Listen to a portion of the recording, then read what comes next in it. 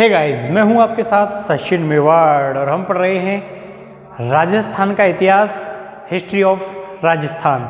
और आज हम एक बहुत ही अच्छे टॉपिक के ऊपर चर्चा करने वाले हैं और वो जो आपका आज का टॉपिक है वो होगा आपकी सभ्यताओं के बारे में। और इस सभ्यताओं के बारे में हम कालीबंगा के बारे में चर्चा करेंगे। हम कालीबंगा के बारे में चर्चा करेंगे, विस्तृत चर्चा करेंगे और प्रत्येक एग्जाम के दृष्टिकोण से, केवल छोटे एग्जामों के दृष्टिकोण से ही नहीं, बड़े एग्जाम्स के भी दृष्टिकोण से ये लेक्चर बहुत ही फायदेमंद साबित होगा, चाहे वो शिक्षक भर्ती के किसी भी एग्जाम से रिलेटेड क्यों ना हो। आज कालीबंगा से जितने भी आपके सवाल बन सकते हैं उनको हम पूर्ण कराने का प्रयास करेंगे। कॉलेज शिक्षा के लिए भी ये लेक्चर बहुत महत्वपूर्ण साबित होगा। चलिए स्टार्ट करते हैं। देखिए, कालीबंगा का हम अध्ययन करें उससे थोड़ा ऊपर और थोड़ा बेस जानते हैं। देखिए, आप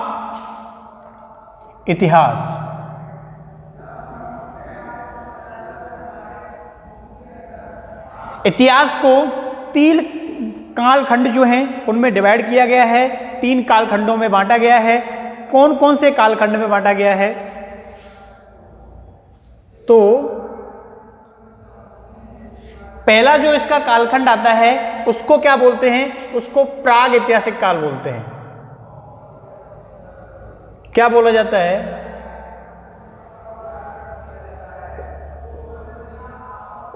प्राग ऐतिहासिक काल। अब जब इसको प्राग ऐतिहासिक काल कहा जाता है तो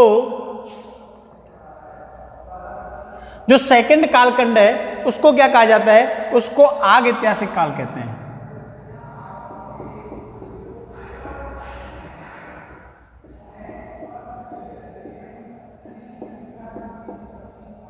क्या कहते हैं? उसको आग ऐतिहासिक काल कहते हैं। और जो अंतिम है यानी कि तीसरा है, इसको ऐतिहासिक काल कहते हैं। क्या कहा जाता है? इसको ऐतिहासिक काल कहा जाता है। अब इन तीनों का क्या क्या मतलब है, ये तीनों क्या क्या चीजों का डिवाइड करते हैं, इनको क्यों कालक्रम और कालखंड के आधार पर बांटा गया है, तो हम यहां पर थोड़ी बेसिक चीजें जान लेते हैं। जैसे जो प्राग ऐतिहासिक काल है ये आपका मानव उत्पत्ति के उदय से प्रारंभ हो जाता है। जब से मानव का उदय हुआ था, मानव सभ्यता अस्तित्व में आई थी, मानव सभ्यता के अस्तित्व से, मानव सभ्यता के अस्तित्व से। इसको कब से माना जाता है? तो इसको मानव सभ्यता के अस्तित्व से माना जाता है। दूसरा पॉइंट आता है कि इस जो काल में होता है, इस काल में किसी भी प्रकार के लिखित साक्ष्य जो हैं वो हमको प्राप्त नहीं होते। यानी कि इस काल में किसी भी प्रकार के लिखित साक्ष्य जो है वो हमको प्राप्त नहीं होते। किस काल में हमको प्राप्त नहीं होते? तो प्राग ऐतिहासिक काल में लिखित साक्ष्य नहीं होते। इंसान को उस समय इस तरह की कोई नॉलेज जो है वो नहीं थी कि वो लेखन जो है वो कर सके। तो इसमें जोड़ लेना है, इस काल में मनुष्य को लेखन का ज्ञान नहीं था, लेखन का ज्ञान नहीं था और ना ही लिखित साक्ष्य प्राप्त होते हैं, स्वाभाविक है, और ना ही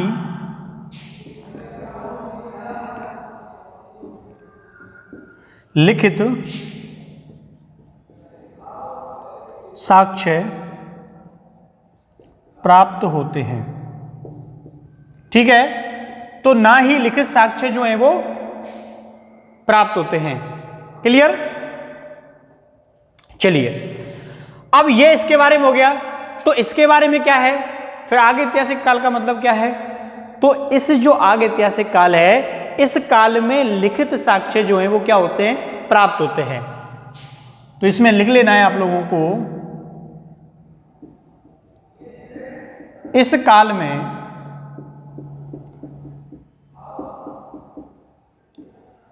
लिखित साक्ष्य, इस काल में लिखित साक्ष्य प्राप्त होते हैं, लेकिन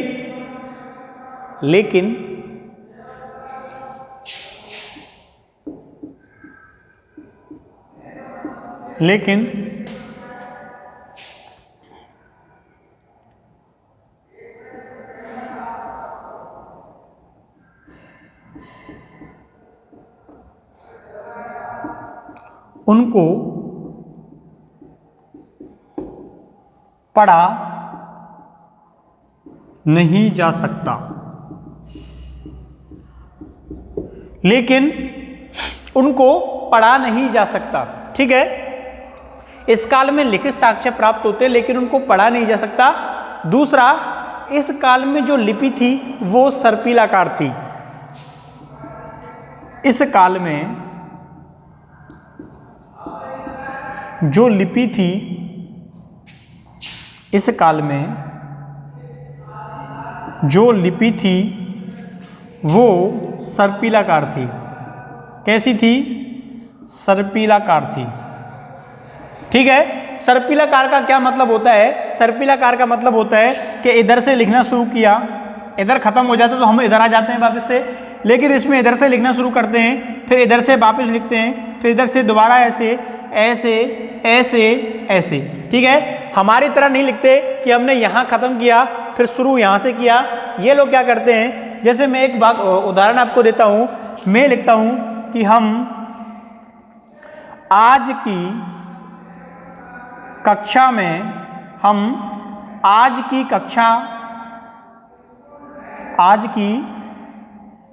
कक्षा में, अब मेरी लाइन यहां पर खत्म हो गई तो यहां से लिखना वापस शुरू करेंगे। इतिहास का अध्ययन कर रहे हैं। फिर अगली लाइन फिर यहां से शुरू हो जाएगी, जिससे हमें कालीबंगा की जानकारी मिलेगी। ठीक है, तो इस प्रकार मैंने ये लिखा तो आपको मालूम चल गया कि किस प्रकार सर्पिलाकार जो लिपि है उसका प्रयोग किया जाता था। जैसे यहां से हमने लिखा, फिर हमने इधर से लिखा इतिहास का अध्ययन कर रहे हैं। हम इसको लाइन को उधर से नहीं पढ़ सकते, उधर से पढ़ेंगे है रहे कर अध्ययन का इतिहास, तो इस वाक्य पूर्ण नहीं होगा। फिर इसके बाद फिर हम इसे ऐसे लिखेंगे, तो इसमें सर्पिलाकार आकृति जो है उसका क्या हो जाता है, निर्माण हो जाता है। ठीक है, चलिए मिटा दें इसको। आप समझ गए होंगे ऐसी मैं उम्मीद करता हूं।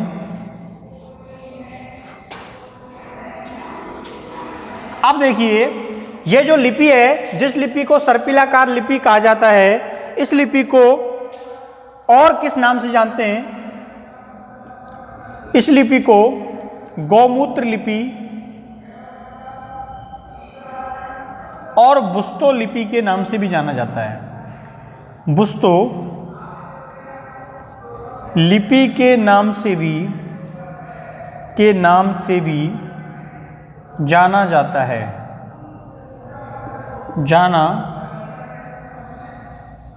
जाता है। इस काल में जो लिपि थी वो सर्पिलाकार थी, गौमूत्र लिपि, बुस्तो लिपि के नाम से भी इसको जाना जाता है। क्लियर? बिल्कुल आपको समझ में ये आ गया होगा। चलिए अब हम ऐतिहासिक काल की बात करते हैं। ऐतिहासिक काल में ऐसा क्या था? तो ऐतिहासिक जो काल है इसमें हमें लिखित साक्ष्य भी मिलते हैं, उन लिखित साक्ष्यों को पढ़ा भी जा सकता है। ठीक है, तो लिख लेना, इस काल में लिखित साक्ष्य भी मिलते हैं, लिखित साक्ष्य भी मिलते हैं और उनको पढ़ा भी जा सकता है। ठीक है, शायद उधर उतना नहीं दिख रहा होगा, लेकिन आप समझ जाना कि ऐतिहासिक काल इसके जो साक्ष्य हैं उनको पढ़ा जा सकता है। लेकिन हमारा यहाँ पे ज़्यादा केंद्र इस समय क्यों है? क्योंकि हम जिन सभ्यताओं का अध्ययन कर रहे हैं वर्तमान में, वो आग ऐतिहासिक काल से रिलेटेड हैं, आग ऐतिहासिक काल से जुड़ी हुई हैं। अब इसमें ठीक है, अगर किसी को स्क्रीनशॉट लेना है तो वो ले सकता है, इसके बाद हम इसको मिटा देंगे, है ना।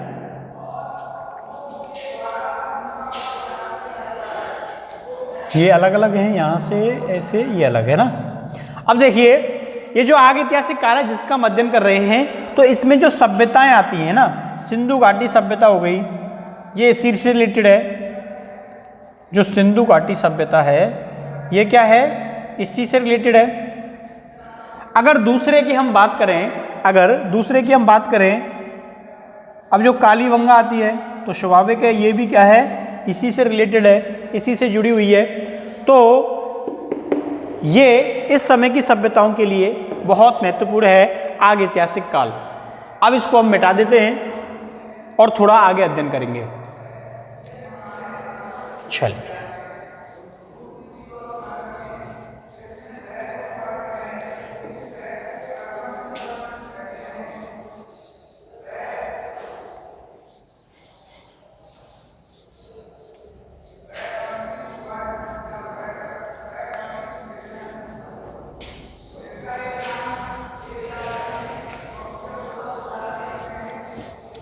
देखिए, अब हम जिस टॉपिक पर बात करने वाले हैं वास्तव में अब वहां आए हैं। ये सारा उसका थोड़ा बेस बताया था मैंने, और ये कॉमन जानकारी के लिए जानना भी बेहद ज़रूरी होता है। अगर हम सीधा वहीं से शुरू कर दें तो थोड़ा कहीं ना कहीं हम कुछ छोड़ देते हैं। तो हमको पता चल गया कि ये किस काल से रिलेटेड है और जो कालखंड था वो क्या था और कैसे कैसे क्या क्या साक्ष्य किस रूप में हमको प्राप्त होते हैं। अब हम शुरू करते हैं यहाँ से कालीबंगा। कालीबंगा, ठीक है, क्या शुरू करते हैं, कालीबंगा हम शुरू करते हैं। अब देखिए कालीबंगा जो है इसका एक अन्य नाम जो आपको मिलता है वो काले रंग की चूड़ियां हैं। ये घग्गर नदी के किनारे या द्वेष नदी के किनारे या सरस्वती नदी के किनारे या मृत नदी के किनारे क्या थी, स्थित थी। राजस्थान के किस जिले में, हनुमानगढ़ जिले में ये क्या था, स्थित था। कई बुक्स में अक्सर करके गंगानगर मिल जाता है, तो उसको थोड़ा वो पूर्व की स्थिति को बताता है, ठीक है। तो कालीबंगा के बारे में लिखिए, इसे या इसका अर्थ काले रंग की चूड़ियां।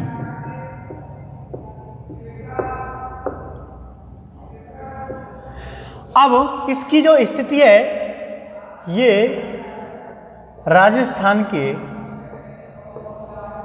हनुमानगढ़, ये राजस्थान के हनुमानगढ़ जिले में स्थित है।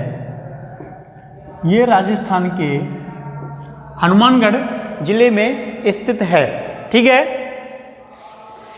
इसके अलावा ये राजस्थान के हनुमानगढ़ जिले में स्थित है। इसके अलावा ये घग्गर, सरस्वती,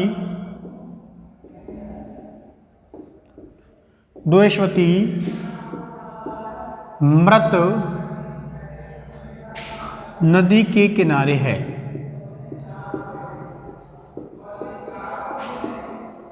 क्या है, नदी के किनारे स्थित है। अब इस नदी के किनारे स्थित है। अब आगे देखिए,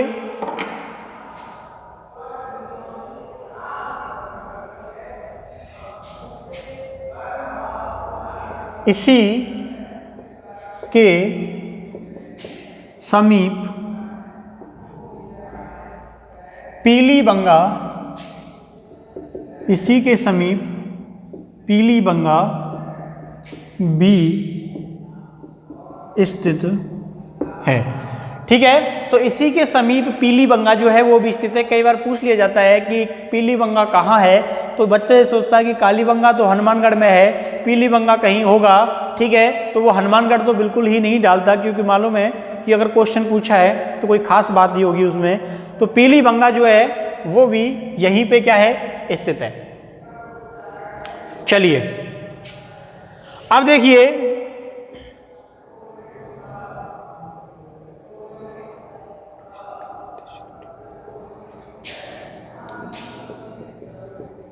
लुइस पी टेस्चितोरी, लुइस पी टेस्चितोरी जो है ये इटली का था। ये कहाँ का था? इटली का था। और ये बीकानेर के शासक कौन? गंगा सिंह। और ये बीकानेर के शासक थे गंगा सिंह। इनके यहाँ पर ये आया था और उस समय इसने जो चारणों के जो लिखे हुए ग्रंथ थे, जो चारणों की लिखी हुई काव्यावली थी, उसके आधार पर क्या किया? लिखने का प्रयास किया था। ठीक है, इसने चारण साहित्य का लेखन किया, लेकिन इसे कालीबंगा के संदर्भ में सबसे पहले क्या होती है? जानकारी प्राप्त होती है। लेकिन ये उस संदर्भ में कुछ कर नहीं पाता, लेकिन जानकारी सबसे पहले इसको ही प्राप्त होती है।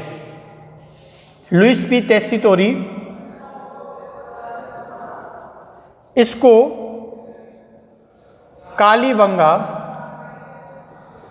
के संदर्भ में, इसको कालीबंगा के संदर्भ में सबसे पहले जानकारी प्राप्त हुई थी। ठीक है, समझ में आ गया ना? इसको कालीबंगा के संदर्भ में सबसे पहले जो जानकारी है वो क्या हुई थी? प्राप्त हुई थी। किसके संदर्भ में? कालीबंगा के संदर्भ में। अब इसको कालीबंगा के संदर्भ में जानकारी सबसे पहले प्राप्त होती है, लेकिन ये कुछ कर नहीं पाता है इस संदर्भ में। इसकी बातों पर किसी ने उस समय ध्यान नहीं दिया था। अब जब स्थिति आगे बढ़ती है तो खोजकर्ता के रूप में, किसके रूप में? खोजकर्ता के रूप में किसका नाम जाना जाता है? अमलानंद घोष। अमलानंद घोष 1952 यानी कि 1952 में सर्वप्रथम खोजकर्ता अमलानंद घोष 1952 ईस्वी। समझ में आ गया ना? तो आपको खोजकर्ता जब पूछा जाए कौन था तो आपको याद रखना है अमलानंद घोष था 1952 में। आप इसको स्क्रीनशॉट ले सकते हो, फिर इसको मिटा देंगे, है ना?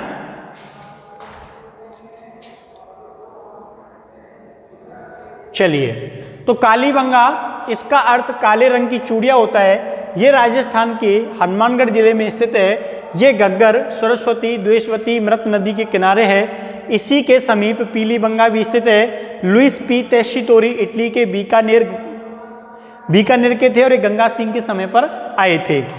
इसने चारण साहित्य का लेखन किया था। इसको कालीबंगा के संदर्भ में पहले जानकारी प्राप्त थी।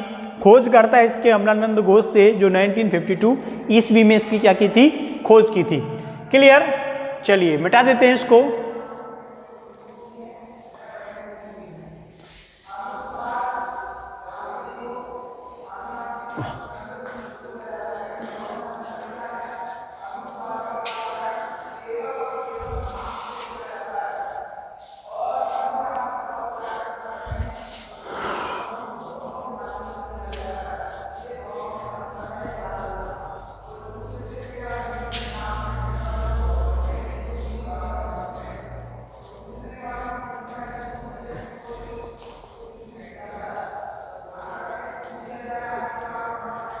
चलिए ना, अच्छी बात है।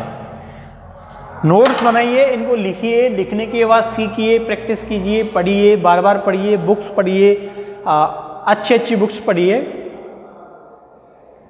पीछे होना चाहिए नॉलेज, नॉलेज के लिए पढ़िए, ठीक है, नॉलेज के लिए पढ़िए। केवल ये नहीं कि कम पढ़ लीजिए नौकरी लग जाए, नहीं, नॉलेज के लिए पढ़िए, चीज़ें अपने आप निकल कर सामने आती है।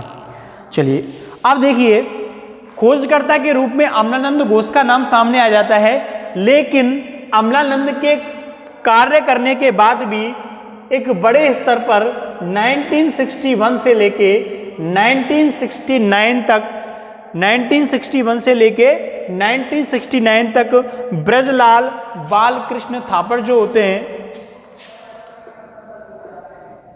ब्रजलाल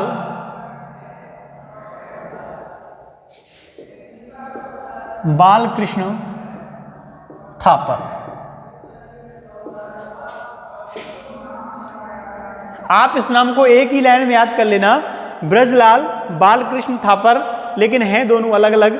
तो इनके द्वारा बड़े स्तर पर क्या किया गया था, उत्खनन किया गया था 1961 से लेके 69 में, जिसमें कालीबंगा के संदर्भ में बहुत बड़े स्तर पर नई नई चीजें निकल के सामने आई थी कि कालीबंगा जो है वो 5 स्तरों पर इसमें खोज की गई थी, जिसमें इसके जो पहले और दूसरे जो स्तर थे वो ये बताते थे कि कालीबंगा के कुछ साक्ष्य तो ऐसे थे जो हड़प्पा सभ्यता से भी बहुत ज़्यादा क्या थे, प्राचीन थे।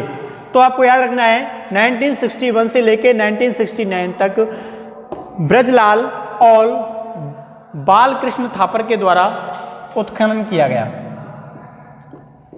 के द्वारा उत्खनन किया गया। इनके द्वारा क्या किया गया, इनके द्वारा उत्खनन किया गया। चलिए, कई बार इनके शॉर्ट नाम आ जाते हैं किताबों में, बी के थापर, ठीक है। तो आप लोग इतने तो हो ही बुद्धिमान कि आप आसानी से इन चीज़ों का पता लगा लोगे, भले ही वो शॉर्ट नाम दे दे, कुछ भी नाम दे दे, आपको इनका मालूम है। तो कालीबंगा 1961 से 69 ब्रजलाल बालकृष्ण थापर द्वारा क्या किया गया था, इसका उत्खनन किया गया था। अब देखिए, इसका जो काल माना गया वो सी कार्बन डेटिंग जो पद्धति है उसके अनुसार, सी कार्बन डेटिंग पद्धति के अनुसार इसका काल सी कार्बन डेटिंग पद्धति के आधार पर 1750 तक 2350 से 1750 ईस्वी तक माना गया है, ठीक है। तो इसका जो काल है वो सी कार्बन डेटिंग पद्धति, जो प्राचीन साक्ष्य होते हैं उनके काल की गणना के लिए अक्सर करके इस विधि का क्या किया जाता है, इस्तेमाल किया जाता है, इस वैज्ञानिक विधि का प्रयोग किया जाता है। पद्धति के आधार पर 2350 से 1750 ईस्वी तक ये माना गया है, ठीक है। चलिए, अब थोड़ा आप इसको, इस कालक्रम को जरूर याद रखना है। अक्सर करके एग्जाम्स में निश्चित रूप से ऐसे कालखंडों के बारे में जानकारी मांग ली जाती है, क्योंकि एक एग्जाम ऐसा स्थान होता है जहां पर एक अलग दबाव जो होता है वो बच्चे के ऊपर काम करता है। तो ये तिथियां ही उसको क्या करती हैं, डगमग कर सकती हैं। इसलिए इनको अंडरलाइन करके आप रखा करो कि भैया इतना कालखंड है, 2350 से लेके 1750 है, कार्बन डेटिंग पद्धति के आधार पर है, और ब्रजलाल और बालकृष्ण थापर के द्वारा इसका उत्खनन किया गया था। एक बड़े स्तर पर काम हुआ था जिसमें 5 कालखंडों के ऊपर काम किया गया था, जिसमें जो 2 कालखंड हैं उनको तो हड़प्पा सभ्यता से भी ज्यादा प्राचीन माना गया था। क्लियर। चलिए, अब थोड़ा आगे चलते हैं। तो ये जो सभ्यता है ये सभ्यता कांस्य युगीन सभ्यता है। ये सभ्यता कांस्य युगीन सभ्यता है। ये सभ्यता कैसी सभ्यता है? ये सभ्यता कांस्य युगीन सभ्यता है। यहां से जो प्राप्त साक्ष्य हुए हैं उन साक्ष्यों के एकत्रित करने के लिए, उनको इकट्ठा करने के लिए कालीबंगा संग्रहालय की क्या की गई थी? कालीबंगा संग्रहालय की स्थापना की गई। साक्ष्यों को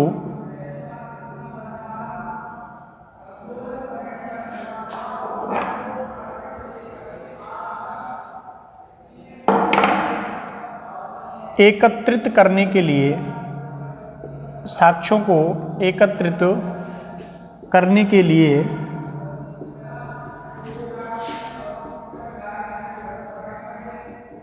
कालीबंगा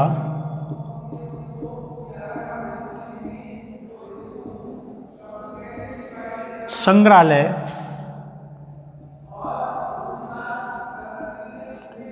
हनुमानगढ़, कालीबंगा संग्रहालय हनुमानगढ़ की स्थापना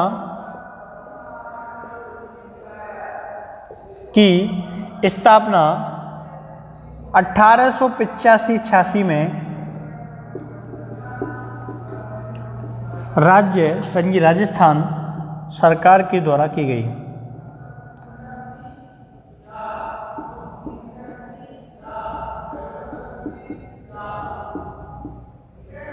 ठीक है, देखो ये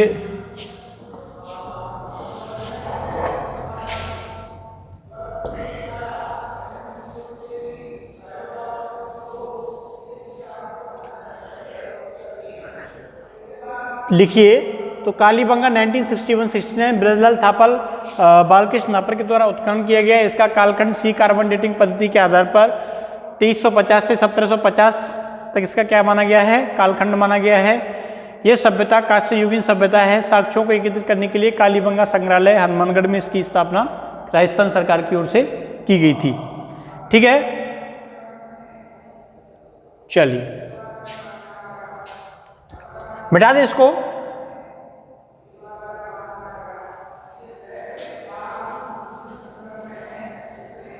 बीके लाल और बीके थापर 2350 से 1750 कालीबंगा संग्रहालय हनुमानगढ़।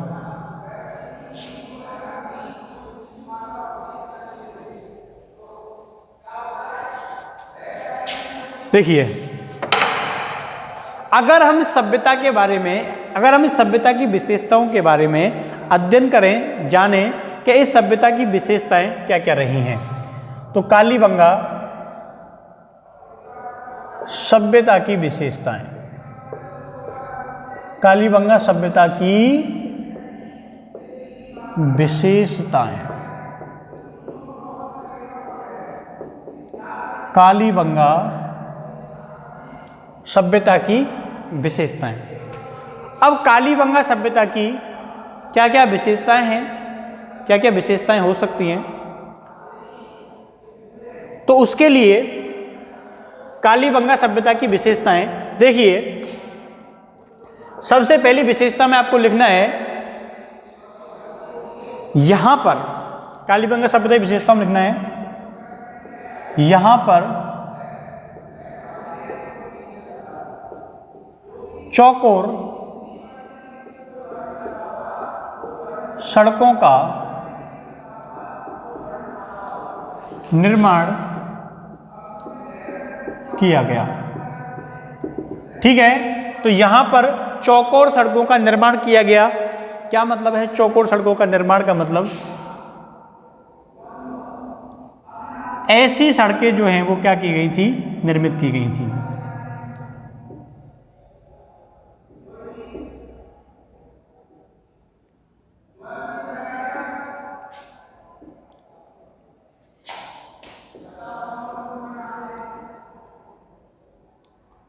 इस प्रकार की जो सड़कें हैं वो यहाँ पे निर्मित की गई थी।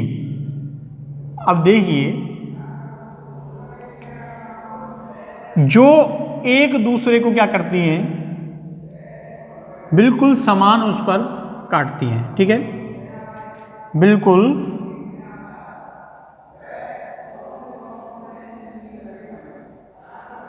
ठीक है। तो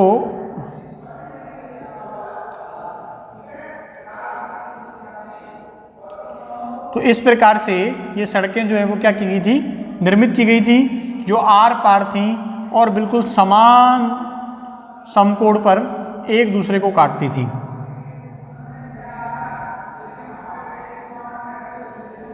देखिए इस प्रकार से, और जो घरों का जो निर्माण किया गया, जो घरों का निर्माण किया गया था, वो घरों का जो निर्माण है, जो घर जो निर्मित किए गए थे वो बिल्कुल सड़कों के किनारे बने हुए थे। सड़कों के किनारे क्या थे, निर्मित थे, बने हुए थे। ठीक है, जो घर थे वो सड़कों के बिल्कुल किनारे थे, और इसमें जो सड़कों के किनारे घर निर्मित थे उनके पानी के बहाव की समुचित व्यवस्था जो है वो की गई थी। यानी कि जो पानी है वो घर से बाहर निकलकर एक नाली के माध्यम से, और जो नाली थी वो जैसे घर से बाहर निकलती थी तो शुरू में वो किसकी बनी होती थी, काष्ठ की बनी होती थी, लकड़ी की बनी होती थी। लेकिन उसके बाद अगर वो लंबी नाली है तो वहाँ पे ईंटों के भी क्या मिले हैं, साक्ष्य मिले हैं कि वो ईंटों से बनी हुई थी। और उसके बाद वो पानी जो है वो एक बड़े गड्ढे में जाकर गिर जाता था। ठीक है, इन्होंने ऐसे गड्ढे बनाए हुए थे ताकि वो पानी जो है वो सड़कों पर जाकर ना फैले। ठीक है, तो पानी जो है वो गड्ढे के अंदर जाकर गिर जाता था। तो आप लोग समझ सकते हो कि जल प्रबंधन की तकनीक से ये क्या थे, जल प्रबंधन की जो तकनीक थी, जल प्रबंधन की तकनीक, जल प्रबंधन की तकनीक से ये परिचित थे। ठीक है, ऐसा सवाल पूछा जा सकता है कि किस सभ्यता के लोग जल प्रबंधन की जो तकनीक थी उससे परिचित थे। क्लियर। अब देखिए, जब ये लोग जल प्रबंधन की तकनीक से परिचित थे तो इनके जो घर हैं, इनके जो दरवाजे थे वो दूसरी ओर खुलते थे। यानी कि सड़क, जैसे हमारा घर आप लोग बनवाते हो तो उसका गेट सड़क की जगह सीधा सड़क पे खुलता है, लेकिन ये लोग उस घर की पीछे की ओर अपना दरवाजा रखते थे। ठीक है, तो इनका जैसे ये घर है, ये इनका घर है और इसका दरवाजा इधर खुलता है, इधर सड़क है, तो ये लोग इधर से ना खोल के ये इसके विपरीत दिशा में उसका दरवाजा रखते थे, खिड़की रखते थे। तो ये भी एक अच्छा इसकी विशेषताओं में शामिल है, लिख लीजिए। ये अपने घरों का दरवाजा, अपने घरों का दरवाजा पीछे की ओर रखते थे, पीछे की ओर रखते थे। ठीक है, इसमें खिड़कियां भी क्या हैं, शामिल हैं। तो समझ में आ गया आपको कि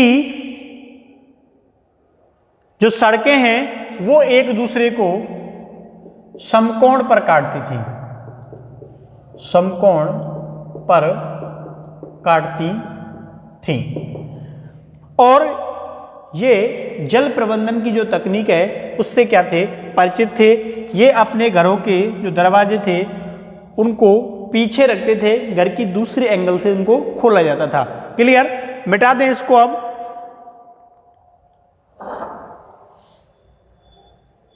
चलिए, तो आपको ये समझ में आ गया ना। देखिए, घरों के निर्माण की ये जो पद्धति है, जिस तरह से इन्होंने डिजाइन किया था, इसको कुछ नाम दिए जाते हैं, जैसे ऑक्सफोर्ड पद्धति, ऑक्सफोर्ड पद्धति, जैसे जाल पद्धति।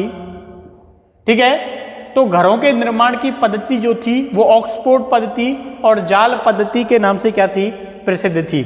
जाल पद्धति और ऑक्सफोर्ड पद्धति के नाम से इस प्रकार के इस निर्माण पद्धति को जाना जाता था। आप देखिए ये बिल्कुल क्लियर हो गया ना, मिटा दूं मैं इसको, अगर आपको इससे कोई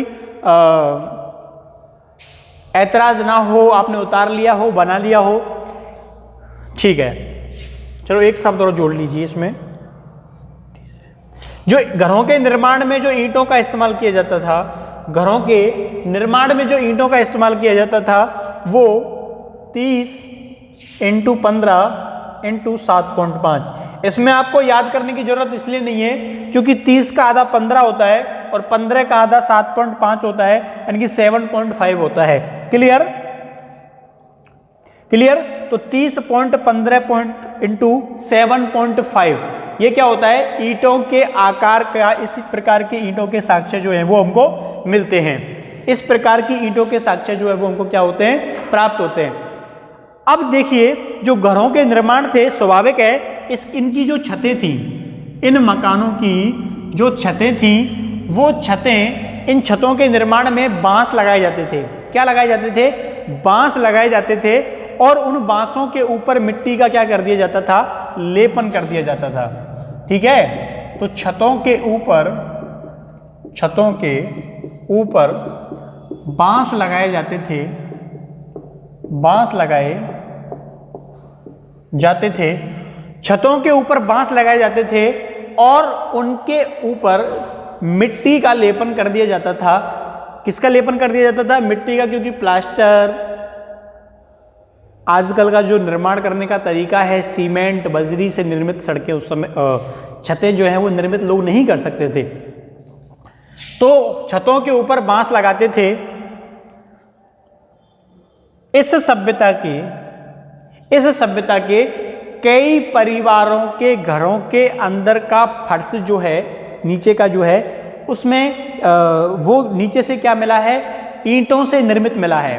क्या जो संपन्न परिवार उस समय रहे होंगे, उन्होंने अपने घरों को नीचे से क्या कर रखा था?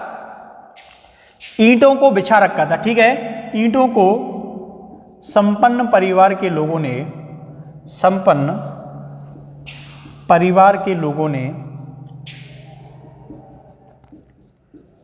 अपने घरों को नीचे या फर्श से, ठीक है, नीचे से पक्का किया हुआ था,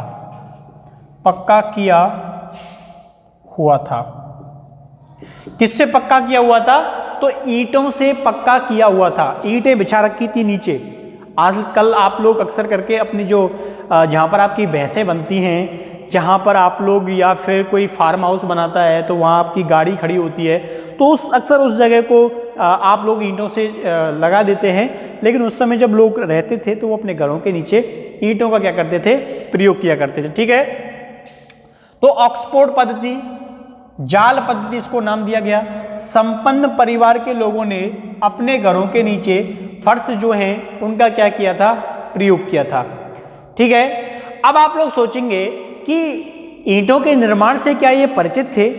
क्या ये ईंटों का, आजकल की जो ईंटों की बनावट होती है भट्टे के अनुसार, क्या ये लोग इससे परिचित थे? नहीं, बिल्कुल नहीं। कैसे नहीं? तो ईंटें क्या रात को आके भूत बनाते थे? देखिए, इसके लिए आपको एक शब्द जोड़ना है, आप अपनी कॉपी में जोड़ सकते हैं, यहाँ तो आपको जोड़ना है कि कालीबंगा से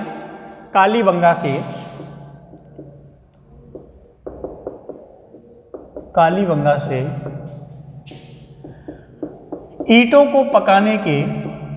को पकाने के कोई साक्ष्य नहीं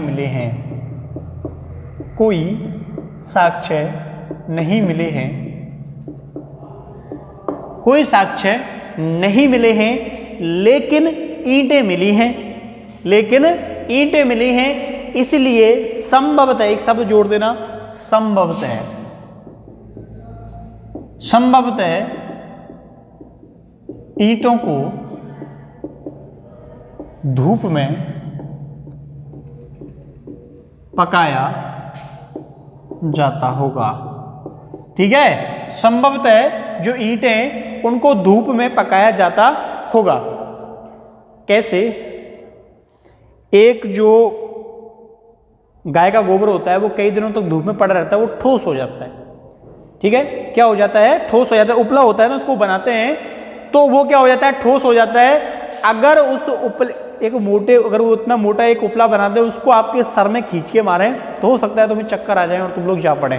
वो इतना ज़्यादा मजबूत हो जाता है। तो ईंट जो है, आप लोग अक्सर अगर आप खेले होंगे किसी पोखर के किनारे, अगर आपने मिट्टी के पहले ऐसे छोटे छोटे गाड़ियाँ बनाते थे, उनको रख देते थे तो अगले दिन वो इतनी मजबूत हो जाती थी तो उनको तोड़ना पड़ता था, उनको वापस गला के वो मिट्टी जो है वो वापस गीली करती थी। हो सकता है किसी को ये सौभाग्य प्राप्त ना हुआ हो। तो धूप में पकाया जाता था। ठीक है, तो कालीबंगा सभ्यता की विशेषताएं, ये काफ़ी महत्वपूर्ण चीज़ें होती हैं और अक्सर एग्जामिनर यहाँ से कहीं से भी क्वेश्चन पूछ लेता है। ठीक है, ईंटों का साइज 30 × 15 × 7.5। लोगों को अपने घरों के नीचे फर्श से पक्का ये जो नीचे का स्थल है इसको क्या किया जाता, कर दिया जाता था। क्लियर है? अगर आप लोग कहो तो मैं इसको मिटा देता हूं। चलिए, बहुत सारे, क्योंकि बोर्ड पर जगह नहीं बची, वरना चलिए बीच में से इसको मिटा देते हैं। ये जो सड़क बनाई है ना, इन सड़कों को हटा देते हैं।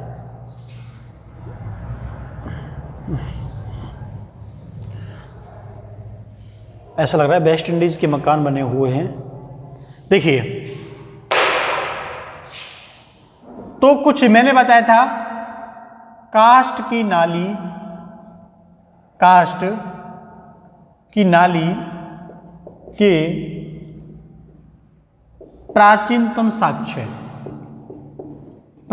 साक्ष्य प्राप्त हुए हैं। प्राचीनतम साक्ष्य प्राप्त हुए हैं। पॉइंट बनाने हैं आपको। प्राचीनतम साक्ष्य क्या हुए हैं? प्राप्त हुए हैं। इसके अलावा यहां से जुते हुए खेत के साक्ष्य मिले हैं। जुते हुए खेत के साक्ष्य मिले हैं। किसके साक्ष्य मिले हैं? जुते हुए खेत के साक्ष्य मिले हैं। यज्ञ कुंड यानी कि उनको बोलते हैं अग्नि वेदिकाएं। ठीक है, अग्नि वेदिकाएं के साक्ष्य मिले हैं। अब एक महत्वपूर्ण बात यह है कि आप लोग सोचोगे कि क्या ये लोग यज्ञ वज्ञ किया करते थे? क्या ये लोग यज्ञ वज्ञ किया करते? देखो, किसी भी एक पॉइंट और जोड़ लो इसी के साथ में, फिर बात करते हैं इस पर। किसी भी देवी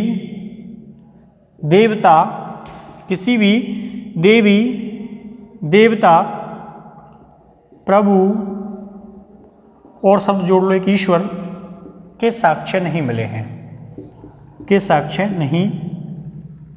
ठीक है, इसमें मूर्ति भी, क्योंकि देवता के ऐसे तो मिलेगा नहीं, देवता मूर्ति के रूप में मिलेगा, तो इसमें शब्द जोड़ देना मूर्ति।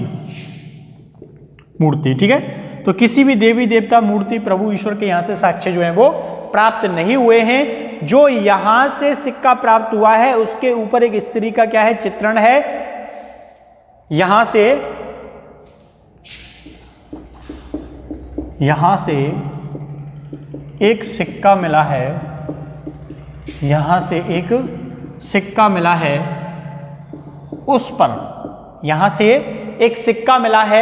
उस पर एक स्त्री को पहले देवी बोला जाता था। ठीक है, कई बार आपने रामायण महाभारत में देवी शब्द सुना होगा। स्त्री, देवी, सिक्का के दो पहलू होते हैं। तो दूसरी ओर चीता का चित्रण है। किसका? चीता का चित्रण है। तो यहां से एक सिक्का मिला है, उस सिक्के पर एक और स्त्री है और दूसरी ओर चीता का क्या मिला है? चित्रण मिला है। क्लियर? अब देखिए, काफी हो गया, मिटा देते हैं इसको। तो सड़कें जो हैं वो समकोण पर काटती हैं। कालीबंगा से ईंटों को पकाने के कोई साक्ष्य नहीं मिले हैं, तो संभवतः हो सकता है धूप में ईंटें पकाई जाती हों। काष्ठ की नाली के प्राचीनतम और पहले साक्ष्य मिले हैं। छतों के ऊपर बांस बनाकर उनको लीप दिया जाता था। जुते हुए खेत के साक्ष्य मिले हैं। अब जब संपन्न लोग जो थे वो ईंटें बिछाते थे तो गरीब लोग क्या करेंगे, उसको मिट्टी से ऐसे ऐसे जैसे चौका देते हैं ना, ऐसे। तो यज्ञ कुंड अग्नि वेदिकाएं यहाँ से प्राप्त हुई हैं, लेकिन किसी भी देवी देवता ईश्वर मूर्ति के साक्ष्य जो है वो यहाँ से प्राप्त नहीं हुए हैं। जल प्रबंधन की तकनीक, घरों का दरवाजा पीछे की ओर, ईंटों का साइज 30, 50, 7.5। यहाँ से एक सिक्का जिसके एक और स्त्री दूसरी ओर चीता। चलिए ये क्लियर हो गया। अब देखिए कुछ चीजें और थी, जैसे बलि प्रथा का क्या था, प्रचलन था। जैसे बलि प्रथा का, बलि प्रथा का इस काल में प्रचलन था। इस काल में बलि प्रथा का प्रचलन था। दूसरा पॉइंट देखिए, कुत्ता, कौन, कुत्ता सबसे प्रिय जानवर था। कुत्ता सबसे प्रिय जानवर था। कुत्ता जो है वो सबसे प्रिय क्या था, जानवर था। अब कुत्ता सबसे प्रिय जानवर था, लेकिन इस समय के लोग जो थे वो ऊंट से भी क्या थे, परिचित थे। इस समय लोग ऊंट से भी परिचित थे। किससे परिचित थे, तो इस समय के जो लोग हैं वो ऊंट से भी क्या थे, परिचित थे। तो ये बात आप लोग ध्यान से लिख लेना कि कालीबंगा सभ्यता की जो विशेषताएं हैं, इसमें बलि प्रथा इस काल में प्रचलन में थी। कुत्ता सबसे प्रिय जो है वो जानवर था, और इस समय लोग जो है वो ऊंट से भी क्या थे, परिचित थे। ठीक है। अब देखिए, अब आप लोग सोचोगे साहब कि लोगों के द्वारा मकानों का निर्माण तो किया गया, क्या वो लोग जो थे वो सीढ़ियां भी बनाते थे कि छत पर जाने के लिए? सोच सकता है कोई बुद्धिमान बालक, सीढ़ियां होने के साक्ष्य भी मिले हैं। सीढ़ियां होने के साक्ष्य भी मिले हैं। ठीक है, सीढ़ियां होने के साक्ष्य भी क्या हुए हैं, मिले हैं। तो ऐसा है, तो आपको ध्यान रखना है कि सीढ़ियां होने के साक्ष्य भी क्या हुए हैं, प्राप्त हुए हैं।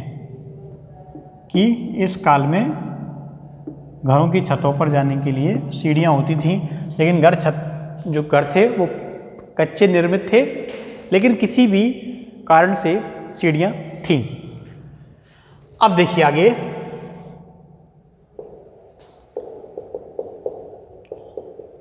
सामूहिक तंदूर के साक्ष्य प्राप्त हुए हैं। सामूहिक तंदूर के क्या प्राप्त हुए हैं, साक्ष्य प्राप्त हुए हैं। इसके अलावा देखिए, दाह संस्कार की जो विधियां हैं वो पहले 3 तरह से दाह संस्कार करने की विधियां प्रचलन में थी, लेकिन जो 2 प्रकार की विधियां हैं उनके अंदर से जो कब्रें हैं उनके अंदर से किसी भी व्यक्ति या किसी भी नारी के साक्ष्य नहीं मिले हैं। उनसे केवल कुछ विशेष प्रकार के सामग्रियां प्राप्त हुई हैं, बर्तन प्राप्त हुए हैं, गिलास प्राप्त हुए हैं, मटके, तांबे के कुछ पात्र प्राप्त हुए हैं। ठीक है, तो इस प्रकार से गड्ढा खोदा जाता था। क्या खोदा जाता था, गड्ढा खोदा जाता था, और उस गड्ढे के अंदर जो है वो आदमी को लिटा दिया जाता था, और उसके ऊपर वापस से मिट्टी डाल दी जाती थी, और उसके ऊपर कच्ची ईंटें जो हैं वो लगा दी जाती थी। ठीक है, तो ये जो तरीका था इस समय काफ़ी ज़्यादा मात्रा में प्रचलन में था कि इस समय मिट्टी डाल दी जाती थी उसके ऊपर, और उसके ऊपर ईंट जो है वो ढक दी जाती थी। ठीक है, ताकि कोई जानवर उसको वापस ना निकाल सके। कई जगह की जो कब्रें हैं उनके अंदर से तांबे के पात्र भी क्या हुए हैं, प्राप्त हुए हैं। तांबे के पात्र भी मिले हैं, तांबे के पात्र भी मिले हैं। यह केवल एक संपन्नता का प्रतीक होता था कि जब उसकी मृत्यु के बाद उसकी जो प्रिय चीजें होती हैं वो भी उसमें क्या की जाती थी, डाल दी जाती थी। ठीक है, तांबे के पात्र भी क्या हुए हैं, प्राप्त हुए हैं, तांबे के पात्र भी मिले हैं।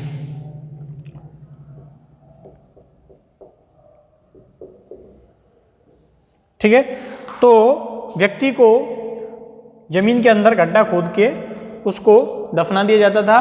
कई जगह उसकी प्रिय चीजें जो हैं उसके भी क्या मिले हैं, साक्ष्य मिले हैं। उन प्रिय चीजों को भी इसमें रख दिया जाता था। ठीक है, तो प्रिय चीजों के साथ दफनाने के साक्ष्य भी इस कालखंड से हमको प्राप्त हुए हैं। तो उम्मीद है ये जो कालीबंगा वाला लेक्चर है वो आपको अच्छे से समझ में आया होगा। मैं ऐसी उम्मीद करता हूँ। अगर आपको इससे रिलेटेड कोई क्वेश्चन पूछना है तो आप कमेंट्स करके सीधा मुझे पूछ सकते हैं। तो मिलते हैं कल यानी कि नेक्स्ट वीडियो में। तब तक के लिए थैंक यू, धन्यवाद, बाय बाय।